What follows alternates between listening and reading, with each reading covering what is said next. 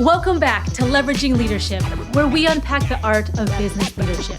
I'm your host, Emily Sander, Chief of Staff turned Executive Leadership Coach.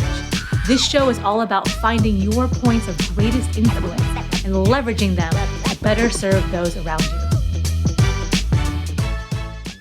My guest today is Scott Adams. Scott, how are you doing? I'm doing well, Emily. How about yourself? I'm doing all right, thank you. Really excited to have you on the show. Thank you so much for being here. My pleasure. It's I've listened to your podcast for a while now, and I'm excited to be a guest. Awesome. Well, we're excited to have you. So you have kind of a unique background and career path. So can you just give us the high level overview and where the chief of staff roles have fit into that? Yeah. How long is the podcast again? Because it's been a while. Yeah, I have. Like you said, I'll give a quick background. I have a very unique background. Really, my career started out in pro sports, working as an athletic trainer. Evolved from there, a company called Exos that used to be known as Athletes Performance. They work in the human performance space. So I joined there as part of the innovation team and led a team there. We worked on projects with the U.S. Navy, the Chinese Olympic Committee, the NFL Players Association. The list goes on. During a portion with that company, they wanted to get more into the corporate wellness side, and here's where kind of the chief of staff type of role starts to come in. We launched really a version of wellness services, which were the same things we did with our pro athletes and our elite clients, and brought them to the corporate setting. So I scaled and launched our push into that. So we scaled from 6 to 300 plus employees in about 18 months, Wow. and which is way too fast.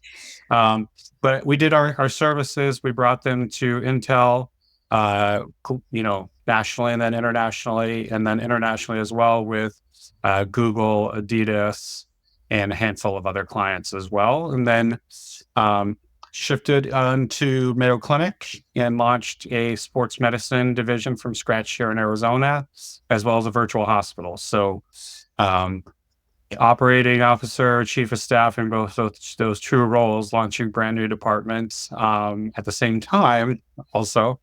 And then got into the retail space a little bit as kind of a chief of staff, director of enterprise role on really transforming 4 retail spaces and what they do. And then just over a year ago, I launched my own company, Adams Consulting Firm, and I provide fractional COO and chief of staff services to clients, particularly in the healthcare, wellness, and sports industry, but really those that are bringing tech in. So I'll work with tech companies that are trying to integrate into those markets, or healthcare companies trying to bring tech into what they do. Okay, so it sounds like you've been bored for the last 20, 30 years. Very Pretty bored. much, like Very twiddling your bored. thumbs, just nothing going on. Okay. Yeah. Gotcha. So you're in the fractional COO and COS type Yeah. of roles. Can you just talk me through what that discovery process looks like? So when you're just starting to engage with a principal or with a company, and for a lot of our listeners, this would kind of be tantamount to an interview process. But as we all know, interview process, discovery process is a two-way street. So what are you kind of looking for in those initial interactions? Yeah, I would say the great part about being on my own compared to working for somebody, back in the day, is I get to pick who I'd work with, right? Yeah. So when I'm going through that discovery process and I'm trying to, again, it's a two-way interview, right? Just like anything. I want to make sure that it's a client that is looking to learn and is open-minded about going through that process with me, right? And someone that needs the expertise that I do, right? If I don't feel I can help them out in what they're trying to do, then that's not the right client for me. And then getting along, right? It's like it's kind of like a boss in your day-to-day job if you're in the corporate world, but it's the same thing in a fractional role. You want to make sure it's the right person to work with. So you got to figure out what are those things that annoy you, things that are kind of like yellow and red flags for you. So for me, if I get on a call with somebody and they're telling me everything that I need to do, that starts to raise a flag, right? So it's making sure you have the right fit for your personality and how you like to work. And again, knowing that you can help them is also part of it. I'm wondering what the entry point is for the person reaching out to you. So, in other words, what do they think that they need? Yeah, and I think being consultant and chief of staff and being in those roles, right? I think we all realize that what they think they need isn't what they actually need. Um, True story. and, and that, but that's why they're coming to you, right? Because they have some issue going on in their business. For me, a lot of times I've scaled multiple companies, so that's where kind of a lot of my expertise lies, and that's the kind of groups that I work with. Um, so they're looking to scale. A lot of them don't know how, or they just know things are too inefficient, whether it's how they're doing things day to day from a process, how their team's created, or they don't know how to kind of create and grow their team, right? So they're really going through growth pains, or they're about to go through growth, but they don't know how to do it. So that's how they kind of originally enter into my world. Yeah, and I mean, a lot of founders are brilliant and visionary and can get this thing from ground zero to 10 or 60, but a lot of them don't know what it's supposed to look like beyond that. They're like, I've never done this before, and so I need someone who kind of been there, done that, knows what it should look like, what it can look like, and how to do it. So, I mean, if you were engaging with a founder and they had a great little company for the first year, and they're like, "Raw, raw, Mhm. raw, like, this is amazing," and they're going into year 2, and they're getting a consultant to kind of help them out. What are you guiding them towards? What are you, making sure they have on their radar or are considering? Yeah, no, and that's a great point. And that's one thing that I acknowledge with all my clients early on, right? They are geniuses in what they do, right? I am not ingenious in whatever they do, or else I wouldn't be sitting in the seat that I am, right? So for me, it's one acknowledging that and letting, it's okay that they don't know how to scale, right? That's not what their expertise is, right? Um, and it's a collaborative process. So I try to get those two right out of the gate. Like, hey, we're working together to achieve Mhm. this. Um, because you got to build that partnership. And I think that's the most important part. And Mhm. then the other part that I think sometimes gets missed is I spend the biggest chunk of my time early listening, right? They have a reason why most, let's say, have a reason why they've done everything, what decisions they've made and why they hired certain people, what their roles are. So I have to understand that first, right? There's a lot of knowledge that's historical that I want to learn first before building in. And then I'm just going to look at, hey, let's figure out what this foundation looks like so we can build from there. Yeah. I'm just wondering, how do you I mean, that's a lot of time for them to take and explain things to you. And I ask the same questions, by the way, so I'm Yeah. picking up what you're laying down. But sometimes you're like, okay, like this, and this, blah, blah, blah, blah, blah, and they just want to keep going. And for them to sit there and explain everything they've done to someone, it's useful, and they need to invest that time. But sometimes it's not intuitive to them that it's a good investment. So how do you work with them to even get agreement on that? Yeah. I mean, it's always one of those things that if I was to ask, if you were a business owner, right? And I would say, Emily, if you have $1 million business and I can make you 10% better, and that's conservative, right? We go into these situations, all of us in these roles, and we know we can make it much better than 10%. Um, but if I could give you $100,000 in profit on your $1 million business within 12 months, would that be a good investment? And the answer is usually yes, right? So helping them understand that we're in it together. Hey, if I can make you 10% better, that's a big difference, right? And even for a smaller size company, 10%, and again, this is direct profit we're talking about, right? Improvement without adding expenses to it. You're really making things more efficient and taking expenses away. So it's really just kind of building that trust with them out of the gate and establishing that you're in it together. It's a partnership. Mhm. And again, like we said early on, they're geniuses in what they do. They're not geniuses in establishing a business. So, as much as I am listening and hearing their part, I'm also teaching them back the other way, right? Here's why I'm doing things, or here's why we should look at it this way, or here's a question maybe you haven't thought of. It's those things to really build that relationship together. Gotcha. Yes. What helps the person you're speaking with determine if they need a COO or a chief of staff? Yeah, that's a great question. Because I find like sometimes they really need both, Mm. right? So, and again, depending on the company size, the smaller size and medium sized companies, a lot of times they kind of need both, right? They need operational help, but at the same time, communication's not good. Things are siloed, and as you know, as those things grow and scale, those problems just become worse, right? So they really need both. So a lot of times I'll step into a role that was geared towards, or even in the initial discovery process, they'll be looking for a COO, but it'd be like, hey, wait, you actually need both here.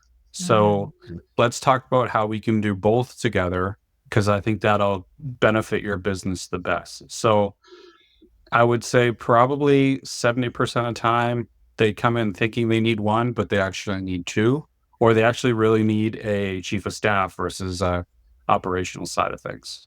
Okay. So if they're thinking they need a COO and you get in there and it's like, actually, you need both or maybe a hybrid, are you taking on one and then helping them hire another? Or are you becoming a hybrid COO, COS, and you're talking to them about let's tweak the scope of this a little bit so it looks like this?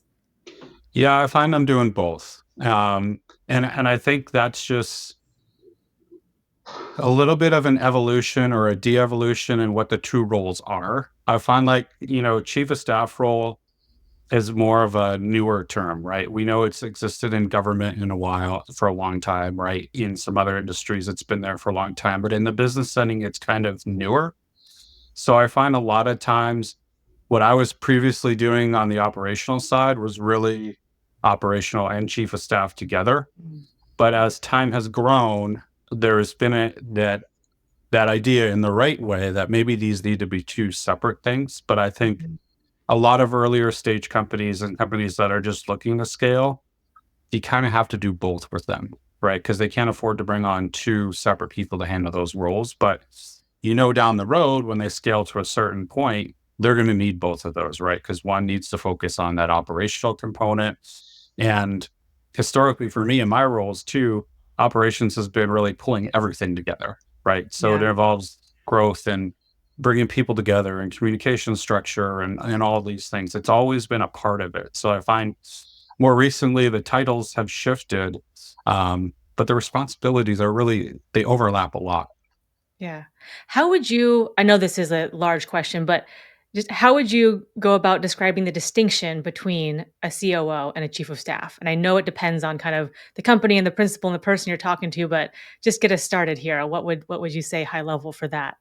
Yeah, I struggle with that because I've always found that there's just so much overlap Yeah. between the two, and I find like the older school COO role really entailed mostly a chief of staff role. Mm. Um, but to differentiate the two, sometimes I think the operational side of things is more of the day to day dealings of the business, whereas the chief of staff is more the big picture strategic elements, Mm. right? And making sure that everyone's pulling towards those strategic elements versus pulling towards those day to day elements. So that's where I see the differentiation between the two. Um, but that's also where like they also need to coexist together and communicate with each other because you can't have one without the other. And both of those needs, strategy and bringing things together and operations need to be kind of hand in hand. The other thing I've seen is that a lot of times when you talk with companies that are looking for a COO, sometimes they really just want an executive assistant, right? Oh my gosh. And Yeah, okay, here we go. yeah, and I know this is opening up a whole other can, but sometimes that happens too, right? They think operations is just hey, can you do all the stuff that I don't want to do? Move files around, organize this and that, and it's not that. So I feel like there's a little bit of a bleeding of the operation role into a sector that it's not supposed to be, which I feel is also helping the chief of staff role kind of elevate its role compared to Mm. the operational side of things. Interesting. Yeah, it's so interesting to hear people's perspective because I mean, my experience is across the board because I speak with so many chiefs of staff and principals and organizations who are setting things up a little bit differently. I think Mhm. to your point earlier, the company stage matters a lot here. because Yeah. when you're at a startup, you're COO, you're COS, you're head of janitorial services, you're all these different things Right. all at once. Everyone's doing everything. And as you get to a small to medium business, or certainly a larger multinational organization, I mean, COO has got to be laser focused on like the operations and delivery of that thing. And that's where Yeah. I see a more clear distinction between COO and chief of staff, where chief of staff is sitting above the department lines and is able to see Yeah. across functions and bring, you know, company-wide initiatives together. And so that's a key distinction where a COO has a functional group, and typically a pretty large functional group, and a chief of staff might have a small It- team, maybe not, but they are not tied to a functional group in the same way a COO or a CFO or some other chief executive officer would be. Yeah, that chief of staff role takes on like a dot connecting role, right? Like who Yes. and what do I need to connect next that isn't really getting connected? Um, again, it's like in the operational roles I've had before, I've also been that connector, right? And I feel like those two are the most synergistic positions that need to be in Yeah. alignment for an organization to actually work well. Because if the operational side of things isn't also driving that strategic vision, then we have a problem, Yeah. right? That's when things get more and more siloed and things really fall apart from the top. And I've seen, um, for instance, when I was chief of staff, our COO, so it was me, our CEO, and our COO, and we were kind of the triumvirate, like the core leadership Yeah. team. And we were both his proxies, but God forbid something happened to our CEO, he got hit by a bus, then COO was in position to literally step in with the board, and he was a signature, and he was doing all these things with our partner. So he was like next on deck, and I was very much in that mix, but the COO was right there and seen as the go-to person for the CEO. I was just talking to a COS earlier this morning, and he's moving into a COO role, and I'm like, so and so's name, like, what's your Yeah. scope? And he's like, well, client success and technology and go to market and marketing and sales. I'm like, so you're pretty much like the president of the company. So that Yeah. scope was quite large. So it just really depends on the company and how they want to use it. Um, yeah, how do you set up the fractional pieces? So I get a lot of questions on Emily, like I'm a full-time chief of staff. I have no idea how someone would organize and prioritize being chief of staff or COO for multiple companies. So how do you approach Yeah. your different engagements and balancing those? Yeah, it comes in a lot of different ways. Some clients want dedicated time and like they want the 12 to 2 window every day, and that's the window we work in, right? Other clients are a little bit more flexible on the time. It starts with whatever, your expectations need to be aligned out of the gate, Yeah. right? So but above any other discussion or negotiation that goes on, that needs to be crystal clear before you start. Um, a lot of companies, as you know, especially, and again, I work in the scale up stage, right? Not necessarily the startup, not necessarily the established, but that scale up stage companies. And they don't have the resources to hire somebody full time, Mhm. right? Nor is there always 40 hours a week, or let's just say 40 hours, right? We know it's more, but there's not always 40 hours a week of work Right, right. to be done. So it's structured in the way where, hey, you can bring in someone with a high level of expertise at an affordable price for what your company can afford, right? And hours are always something that, you know, clients want because that's what they attribute time to money, right?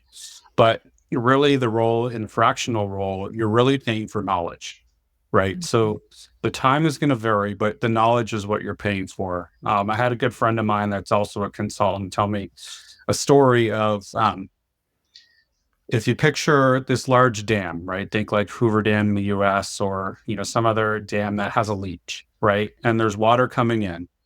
And they have their maintenance staff that tried to fix the leak, couldn't do it, right? They spent 100 hours trying to fix it, no dice. They brought in, whoever, the Army Corps of Engineers to take a look at it, they couldn't fix it, right?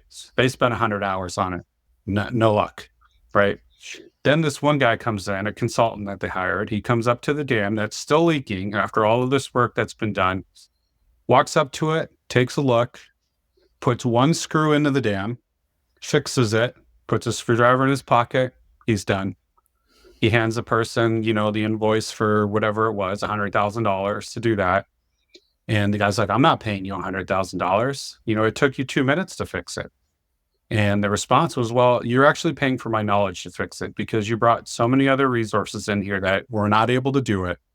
And I came in and fixed your problem. And that's what you're paying me for. It's not time. So sometimes it's that educational piece that you're really paying for knowledge and not time, which again, some clients, they need maybe an hour a week just to like, hey, let's realign your values. What's going on? What challenges are you seeing? Let's talk about those.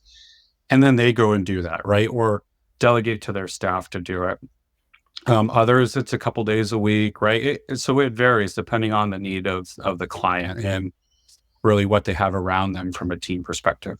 Yeah, I love that analogy. Thank you for sharing that. And it makes me think of, I talk to people about coaching, like, you're not paying me for my time. Like, we kind of talk about it in hours because that's a common unit everyone understands, but you're paying for access to me and my knowledge and my specialty in this area. So we're not talking Yeah. about time.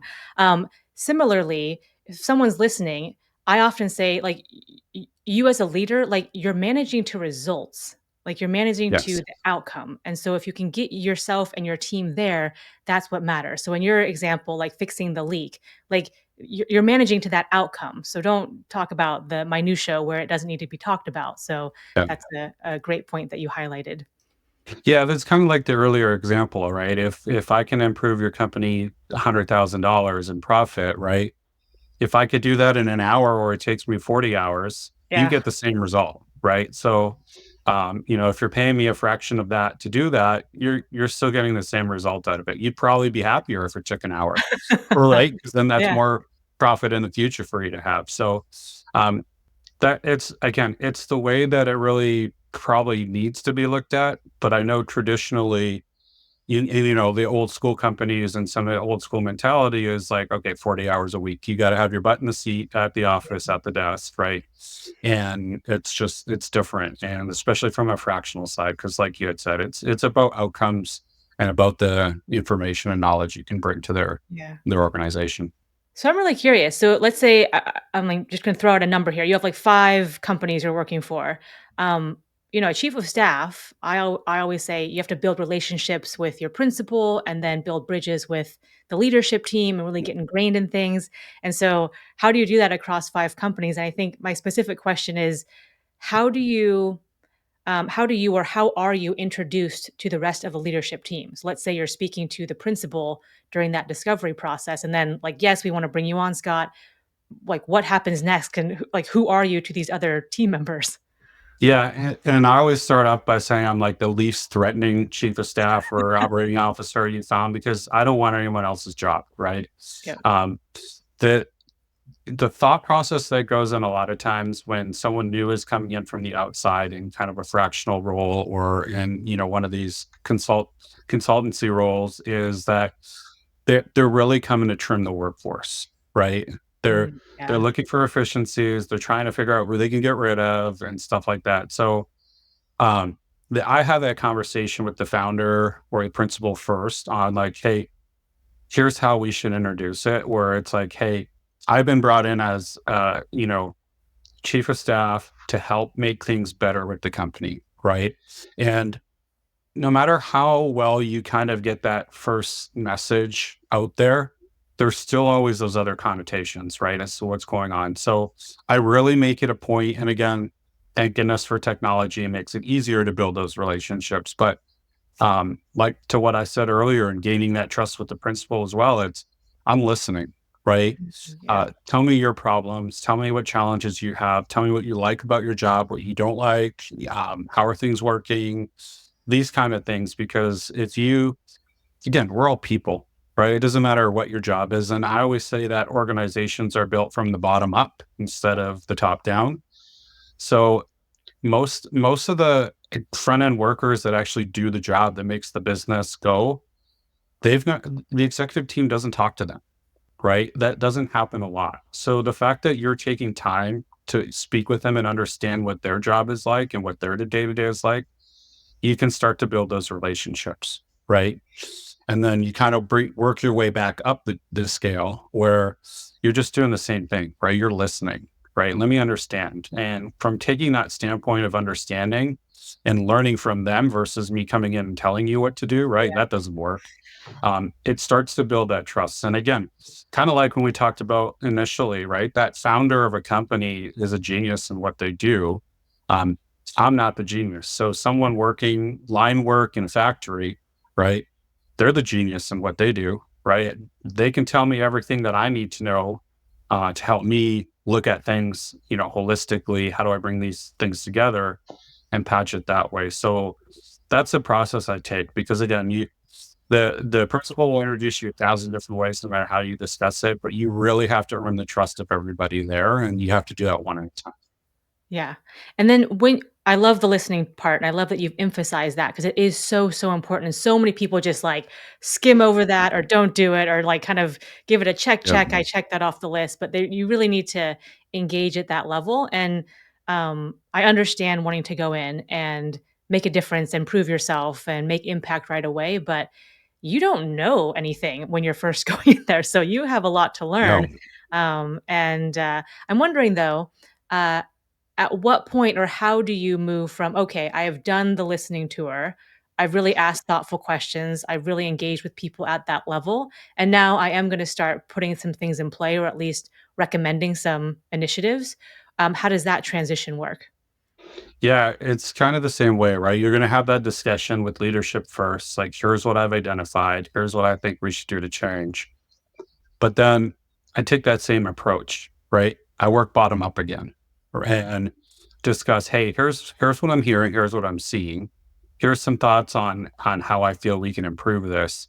Like, let me have your feedback. Like, why will this work? Why won't it work? Mm, And start to pressure test it, right? Because again, we're making some connections on things we've heard that may not really be connected. So going back for feedback really helps to reinforce, yes, am I on the right track? Or no, I'm kind of off. But again, change is hard, right? So anytime, even if you got the best solution, someone who their day to day is going to change, there's going to yeah. be some level of resistance there, even if they know their job could be better, or the company could be done more efficiently, or communication would be better.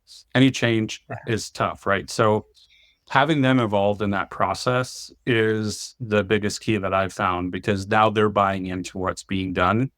And if they buy in and they do what the solution is, right? One, we can learn and change as we go, but that creates the kind of the buy-in, and then everyone you then reinforce again that you're there to make things better, right? So now they're an ally to you.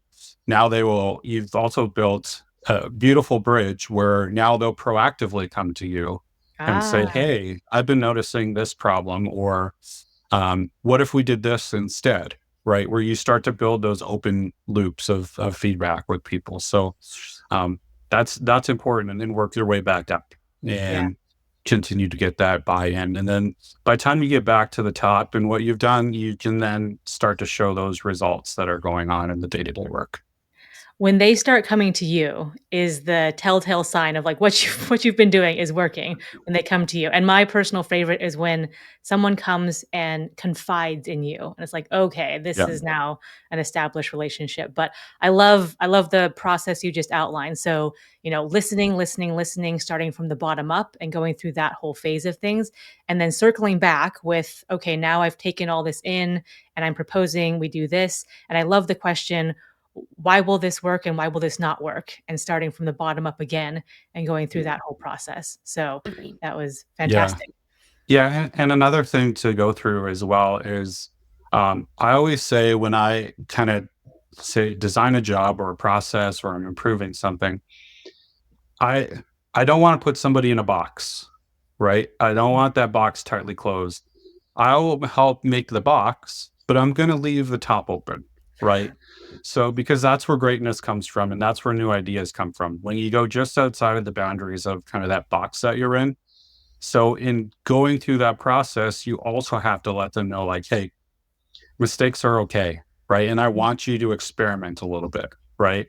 So it is great that they come and confide in you, right? But you have to also make sure that every time they confide in you, you're not just giving them the answer, Yeah. right? You have to, hey, well, how would you go about this, right? How do you think you should fix it? Well, what about this? Have you thought about this way?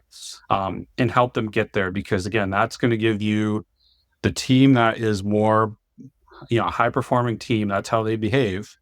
And again, one of our big goals in the chief of staff role is to kind of filter things out before it gets to the top, right? So have problems resolve themselves the right way before it gets to the top. And this helps everybody know that it's okay to make mistakes and it's okay to experiment. So I'm going to solve my problems before they get down the path too high. I'm more empowered to solve those problems. Yeah.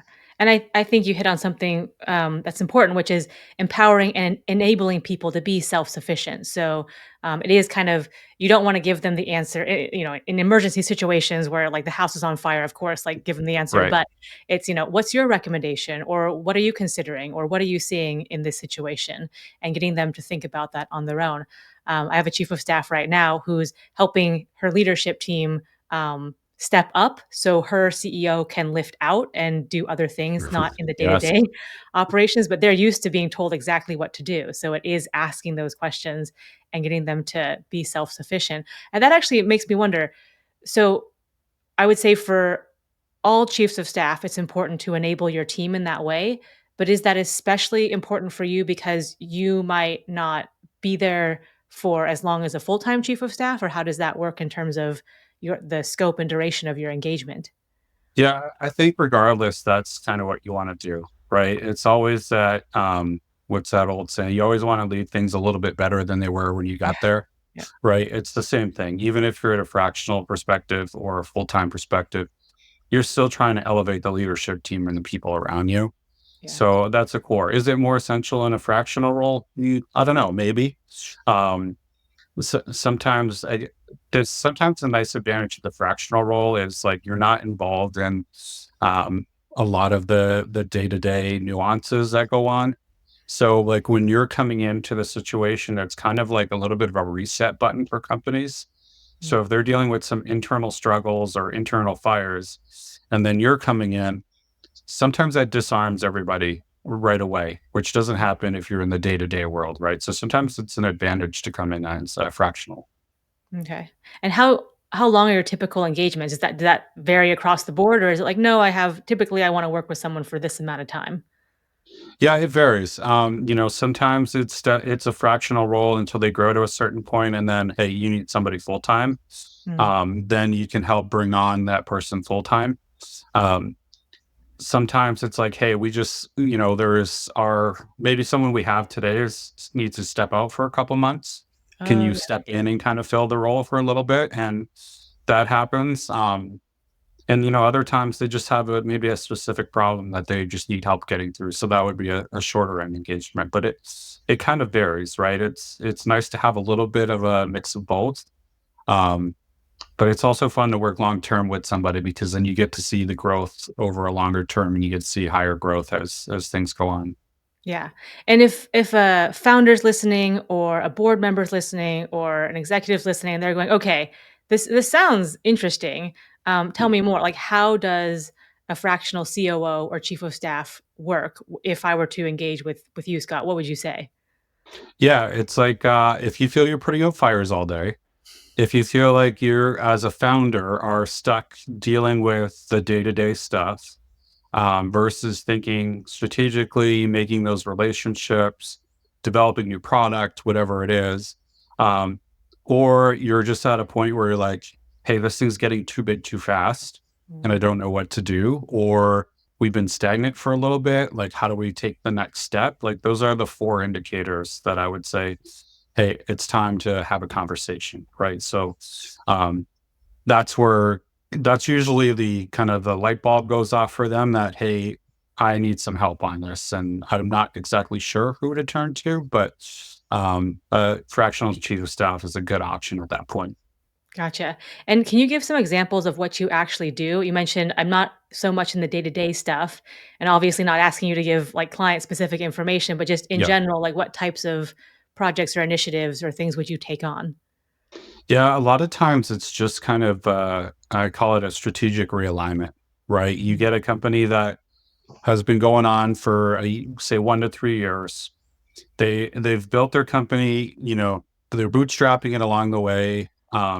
They've hired a few people, but you see with a lot of younger companies is, hey, I have like 8 different products I use from a tech side, and I have people doing things that are probably outside of what they're supposed to be doing, and I really don't know what the organization should look like. It's really realigning all of those things, right? And making sure it's all in the same direction, and instituting some, like, basic principles like, hey, let's set our objectives and our priorities for quarter 1, right? What are our priorities for the year? And making sure everyone is aligned with the company priorities, but then every individual should have those priorities or objectives too, right? And I like to make sure that the bottom to top of the organization knows what each person's 3 objectives are for the quarter, because then, one, that helps them prioritize their time, right? And two, it helps, hey, Emily, I know you're working towards this, and I just came across some information or met someone here. I need to connect them with you, right? So it's rebuilding those bridges, and it's really like taking the ship that's just been sailing around in circles in the ocean for a while, and really like, hey, let's make sure we got all our cargo, make sure we got the right staff on board, right? Where's our map? Like, where are we navigating to? We're And going that start way. Everyone right, rows that way. and start to plot the course, right? So the rowers need to do this. The people on, and I don't know boat terms, so won't roast me about it. So whoever's doing the sail is going to do that, right? The navigator is going to do this, and bringing those together. So I find when I step in, it's really realigning things to the way that they should be, so that you can create that foundation so that they can then grow and scale the right way. Yeah. And I think, you've talked about when you develop that relationship and that partnership with someone and they don't know what, year 2, 3, 4 is supposed to look like, you will actually help, here's how I would align the budget to what you're trying to do. If they're Yeah. talking about, I think I want to do this. And it's like, okay, that's one option. What I've seen work well in your situation is this, this, and this to throw that out on the table. Yeah. And again, it's like, well, not sometimes, I do have a different version of your longer term goals or what you're trying to achieve, right? And I know this part isn't new, but I like to grow exponentially and think exponentially because it's easier than a linear path, right? So that's how I start to, like, one, think about it myself, but two, start to educate those in that organization as to, hey, let's think this way. But and again, goal setting sometimes drives me crazy because everyone's like, hey, do the keep it simple goals, right? Um, and make them achievable. But come on now, we're just checking boxes. You might as well just make it a task, right? So, what typically someone would define as a stretch goal, I like to make those the quarterly objectives, right? Mhm. And when we're talking about the 1 year, 3 year, 5 year goals, the way I like to do it is different. I like to set a goal that maybe you didn't think we can achieve, right? I don't think a lot of founders, again, just use an easy number. $1 million is our company. Let's get to 2 million, right? What I would say is set your goal for 5 million or 10 million and give yourself 3 years to get there, Mm. right? So if you can achieve it on year 1, if you miss, that's okay. What did we learn, right? What can we change on our path based on what we learned on not making the goal this year, to get there? And two, it's okay not to reach a goal. If you're reaching every goal all the time, they're not high enough, right? So giving yourself, 3 chances to hit that, what would be typically a 3 year target. Um, let's start year 1 with that goal, right? Let's try to make that happen. And if it does, great. If not, okay. Because a lot of times you'll set that goal, and as a principal, you'll be like, okay, we're on path to hit 2 million this year. That's good. Like, we don't have to change anything else. Like, let's just stay this course. But you could have grown faster. And since things have been built the right way, you can grow to scale too. So you limit yourself sometimes. So that's You part of the do. process too. You do. What I like about that approach is just me hearing that example, I'm like, "Oh, if I'm trying to go for 3 million, like, the way I'm thinking changes, the decisions I make, the scale I'm thinking about, all like, Yeah. everything tilts." So, just even having that mentality is like, "Oh, that's much different than 1 million. So I Yeah. like that. I like that perspective. Scott, we've covered a lot. Is there anything else important that you are dying to get out there and make sure people know this thing? Cool. There's so much, right? There's so much. I think, the one thing that I always fall back on, and I know, and again, my career is weird, right? I was in pro sports before where things were measured black and white, Mm, right? You won or you lost, and that was it. It shouldn't be that way in your organization, right? With your company, it shouldn't be wins or losses. And I know, again, this isn't stealing anything new, but it's kind of that old kind of thought process of, hey, Emily, do you think you could get 1% better every day? Right. Like we're talking about a tiny amount, right? That sounds very achievable. yeah. And those add up over time to create greater progress. So I want to say when you're growing an organization, um, when you need to bring in a chief of staff, you got to measure the progress. You can't just measure black and white. And sometimes you don't see that right away. Sometimes that takes time. But I think if all of us at the end of the year would reflect back on what we've done personally, and you look at Emily from a year ago to Emily now, you probably see there's a lot of things I'm better at, right? And organizations need to do that too, and learn from that process. I love that. Thank you for saying that because a lot of people go for like the flashy, flashbang stuff. And it's like, look, it might not be sexy, but it kind of is like consistency and compounding. Holy crap. Like that's powerful. Like you want to talk about exponential growth over time, like set yourself Yeah. up with that. So Yeah, and that should really be how we're measuring things, right? Because if you're improving yourself and improving your company, the outcome's going to take care of itself. And that's an old Bill Walsh book for another day. But you gotta take care of those things internally, and then the rest of it's going to work out. beautiful. Scott, if someone's listening and wants to reach out to you or find out more information, where's the best place to go?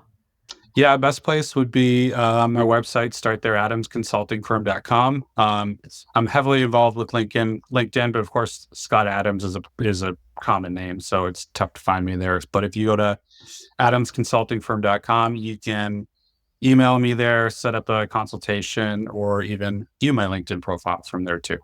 Beautiful. And we'll have your LinkedIn profile in the show notes and your website as well. But Scott, thank you so much. I appreciate it. I love being on here and talking. It goes so fast, It chatting does. with you. So I appreciate the time. Beautiful. If you enjoyed today's episode, please like, share, and subscribe wherever you get your podcasts.